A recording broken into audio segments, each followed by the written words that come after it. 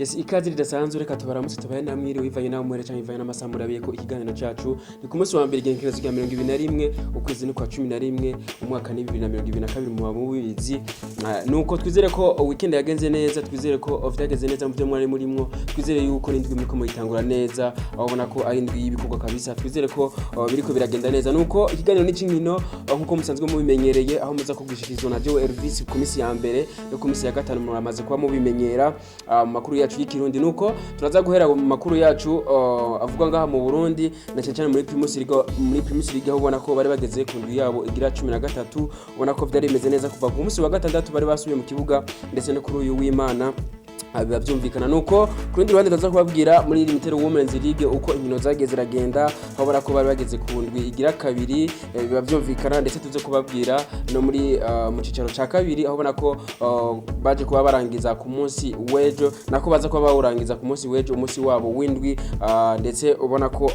ari dernier journée muri phase arrêt tuza kuba tubabwira uko inkino zagiye ziragenda aho ubona ko kuva ku munsi wa gatandatu ariho bari mu kibuga ndetse no kuri uyu w'Imana aho ubona ko kuno munsi wa mbere hari urukino rumwe gusa rutekanijwe kuri Centre Technique National mu gisagara ca Bujumbura nuko turaza kunyarukira cyane mu ntaba mu rugamba hariya muri Maroc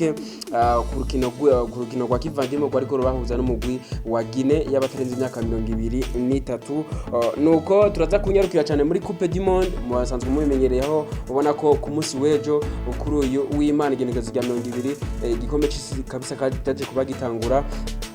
ku munsi w'itariki 20 ni gice saa 12 kabisa Equateur ndetse na Qatar baje kuba batangura kino gikombe cy'isi nuko reka tubaye ikazi cyane muri kino kiganiro cyacu nkuko musanzwe mubimenyereye aho ubona ko tugiye guhera muri Primus League nuko kuri wa gatandatu niho Magarang Boys yariko iranganya igitsindo kimwe ku kindi n'umugwi wa Bruno Sport Dynamic ndetse Top Junior yariko iratsindwa n'umugwi wa Rukinzo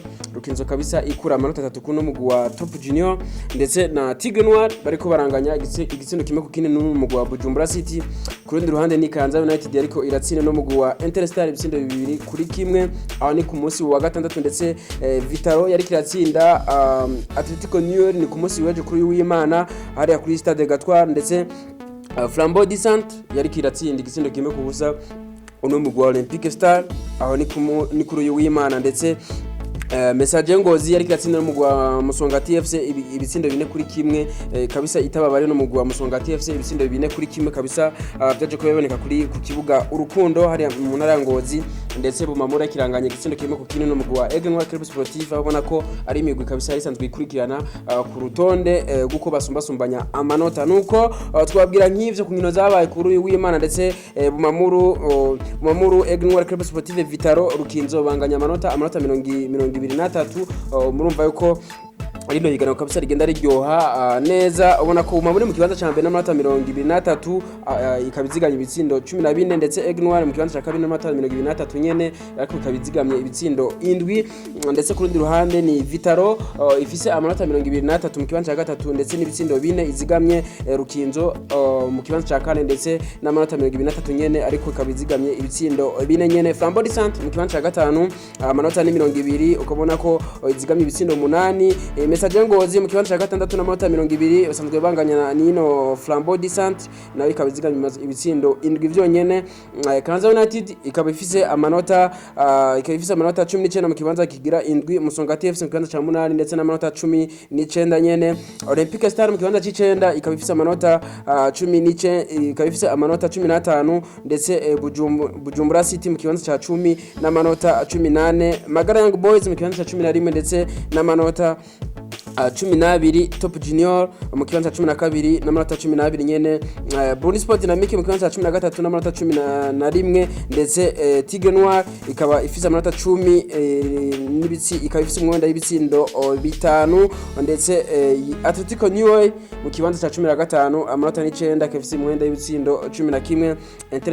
Interstar ikaba ifise amanota 8 mu kibanza ca nyuma ikaba ifise umwenda w'ibitsindo 12 nuko inkino nyinshi hari inkino nyinshi ubona ko zitaraba nka Flambeau du Centre ifise ibirarane 4 kabisa ndetse ubona ko haro n'indi migwi nka Vitaro ifise ikirarane kimwe ino Kayanza United ikirarane kimwe ndetse Magarango Boys ikirarane kimwe ndetse Top Junior ikirarane kimwe ndetse ubona ko na Interstar ifise ikirarane kimwe kabisa. Twabwira nk'ivyo muri Primus League ku ruhande rw'abagabo biba vyumvikana mu cicaro ca mbere. Tungaruke cyane muri Limited Women's League aho ubona ko kuri wa gatatu tubona ko hari inkino zariko ziraba mu gihe bari bageze ku ndwi yabigira kabiri. Etoile du Mati ariko iratsindwa na La Colombe ibitsindo 2-1 ndetse PVP Buyenzi yariko iratsinda itababare kabisa no mugwi wa Rainbow ibitsindo 200 kubusa. Mwumva ko ari ibintu bitangaje kabisa ili lino higanwa ry'abigeme, ubona ko riba ari mu bitsindo byinshi cyane aho umukinyi mwe gusa ashobora gutsinda ibitsindo 10 wenyene, ubona ko ari ibintu bitangaje. Fofira PF yariko iratsinda no mugwi Intwari kazi ibitsindo 4 kubusa ndetse Buja Queens yariko iratsinda no mugwi wa 11 Etoile ibitsindo 10 byose kubusa bw'uno mugwi wa 11 Etoile. Kuri stade Umuco Bonavenir yariko iratsinda uno mugwi wa Lelion ibitsindo 2 kubusa. Twabwira nk'ivyo ku nkino zabaye muri Limited Women's League ku ruhande rw'abigeme bavyumvikana mu cicaro ca mbere. Tungarukiye cyane muri mu cicaro ca kabiri aho ubona ko muri pool A Lelier ariko iratsindwa no mu Tel Aviv ndetse Flambeau d'Orest ubumwe yariko iratsindwa na RRB Amaspiri ibitsindo 3-2. Muzinga yariko iratsindwa no mu wa Legends Athletic ku Centre Technique National ibitsindo 2 kubusa ndetse ubona ko muri pool A hari urukino rutaraba kabisa rutekanje kuno munsi wa mbere igenekerezo rya 21 ni gihe cy'isaha 9 hari ku Centre Technique National mu gisagara ca Bujumbura. Abona ko Academy dereza gutana mutwe no mugwi wa Tarastar igihe cy'isaha 9 biba byumvikana. Nayo muri pool B ubona ko New Force yariko iratsinda no mugwi wa Garage Express igitsindo 1 kubusa no mugwi wa Garage kabisa, ubona ko bitagenda bimeze neza ndetse Buganda City yariko iratsindwa no mugwi wa Buhumuza ibitsindo 3 kubusa hari kuri stade Urunani ndetse kuri stade Ingoma Royal FC yariko iratsinda ibitsindo 2 kubusa no mugwi wa Rekroko. Royal kabisa genda yiyerekana bukebuke n'abasore bayo bakiri bato. Ubona yuko Moso Sugar ariko iratsinda uno mugwi wa Limier Dongozi igitsindo 1 kubusa kuri stade Urukundo. Defete ya mbere y'uno mugwi wa Limier Dongozi kabisa uno mugwi wa Moso Sugar araza avuga ati genda gukura kwa 3 kabisa, nubwo ubona ko vyagiye bigorana ntuze kuba utsindwa n'urukino na rumwe. Nuko twababwira classement provisoire muri pool A Amasipiri canke LLB Amasipiri iri mu kibanza ca mbere n'amanota 15 ndetse Lelier mu kibanza ca kabiri n'amanota 12 ndetse ubumwe mu kibanza ca gatatu n'amanota iyo ni Flambeau d'Orest ubumwe amanota 11 mu kibanza ca gatatu ndetse Tel Aviv mu kibanza ca kane n'amanota 12 ndetse Legends Athletic ikaba ni mu kibanza ca gatanu n'amanota 8. Muzinga iri mu kibanza ca gatandatu n'amanota 8 nyene ndetse Academy Deira mu kibanza c'indwi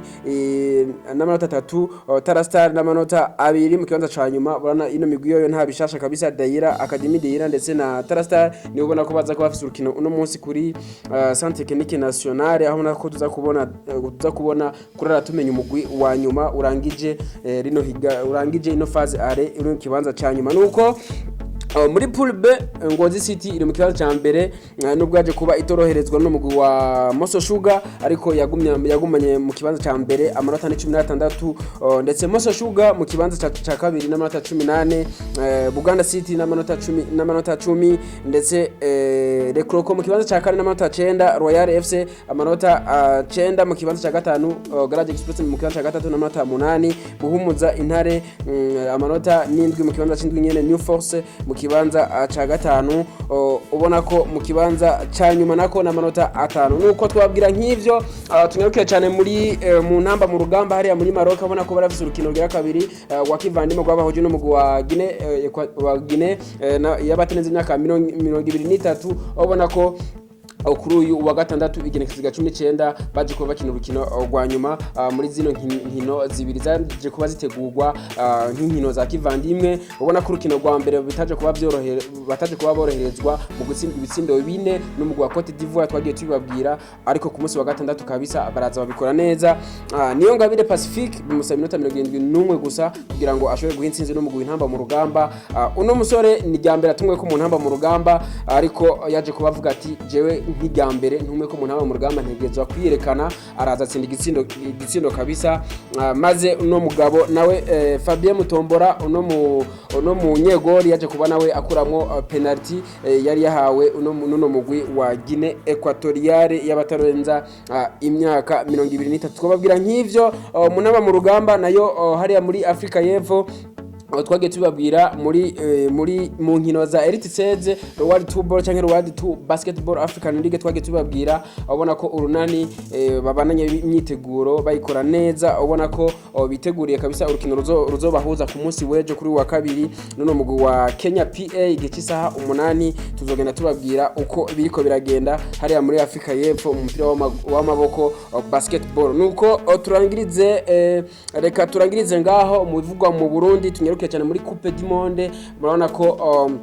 ari amajoro kabisa aba ameze neza nayo kuri w'Imana, ubona ko byari bimeze neza, ubona ko baje kuba bagira lancement officiel wa kino gikombe c'isi hariya muri Qatar cyaje kuba gitangura kuri uyu w'Imana.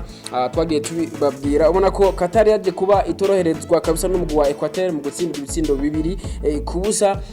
Igikombe ubona ko kigira 22 kuva gitanguye igikombe cy'isi, ubona ko kabisa kimaze kuba inshuro 22, ariko nta mugwi numwe warwigere utsindwa mu rukino rwo kugurura igikombe cy'isi, ariko Qatar ku munsi wejo byaje kuba biba kabisa. Ener Valencia aha intsinzi no mugwi wa Equateur ibitsindo 2 wenyene, igitsindo kimwe cinjiye ku munota wa 16 kuri penalty ndetse no ku munota wa 31 uno mugabo Valencia, ariko akaba yaje kuba asohoka ku munota wa 77 amagara yiwe atifashe neza, ubona ko ashobora kuba yagize imvune ku rukino rwabahuje na Qatar ku munsi wejo. Daniel Orsato umuhagarikizi wa no rukino no muhagarikizi w'umutaliyano bonaje ko yaje kuba ahagarikira neza n'urukino kabisa rwo ku munsi wejo kugurura ino Coupe du Monde. Nuko kuri wa mbere igihe cy'isaha 9 Angleterre kuba itanye mutwe n'umugwi wa Iran, ndetse ubona ko biza ko bimeze neza ku ruhande rw'Ubwongereza. Abenshi bagenda baha amahirwe kabisa bono ari kimwe mu bihugu bigenda bihabwa amahirwe mu bihugu bishobora gutwara kino gikombe. Angleterre cyangwa Ubwongereza za kuba batanye mutwe n'umugwi wa Iran igihe cy'isaha 9. Senegal ubona ko igihe cy'isaha 12 baza kuba batanye umutwe n'umugwi wa Pays-Bas, ndetse igihe cy'isaha 3 z'ijoro Etats-Unis baza kuba batanye umutwe n'umugwi wa Pays de Galles. Nuko nizo nkino zihari kuri uyu wa mbere, ndetse kuri uyu wa kabiri Argentine ya Lionel Messi za kuba izoba yakiriye n'umugwi wa Arabie Saoudite igihe cy'isaha 12 nako igihe cy'isaha 7 igihe cy'isaha nako 6 ubona ko Denmark iza kuba itanye umutwe n'umugwi wa Tunisia aho ni igihe cy'isaha 9 kuri uyu wa kabiri. Mexique itanye umutwe n'umugwi wa Pologne igihe cy'isaha 12 igihe cy'isatatu ni Ubufaransa za kuba bwakiriye n'umugwi wa Australia hariya mu gihugu cya Qatar, ariko yabera izo nkino za Coupe du Monde. Nayo kuri wa gatatu Maroc iza kuba izoba ariko itanye umutwe n'umugwi wa Croatia igihe cy'isaha 6. Allemagne itanye mu mitwe n'umugwi wa Japan w'Ubuyapani igihe cy'isaha 9, ndetse Espagne itane mu mitwe n'umugwi wa Croatia wa Costa Rica igihe cy'isaha 12. Belgique itane mu mitwe n'umugwi wa Canada igihe cy'isaha 3 bavyumvikana. Nuko hagiye ku munsi wejo hagiye kuba hagaragara amakuru atari meza kuri Lionel Messi. Bamwe bagenda bavuga ibinyamakuru bimwe bigenda bivuga yuko Lionel Messi ashobora kuba yagize ikibazo c'imvune, ariko ibinyamakuru bitandukanye navyo nka harimo na Marca yaje kuba yemeza yuko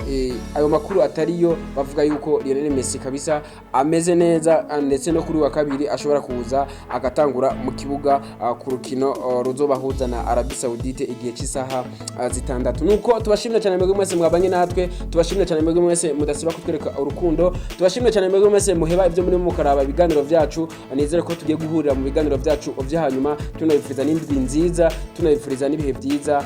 mu byo murimo bigende neza. Duhurire mu biganiro byacu byo hanyuma. Ciao ciao.